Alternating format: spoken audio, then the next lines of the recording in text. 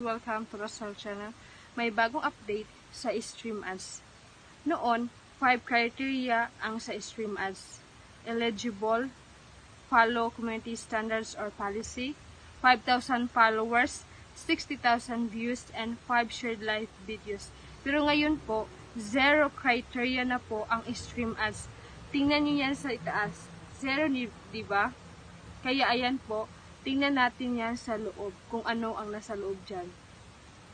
Hi guys, so ito po ang nasa loob. Stream ads is now part of content monetization.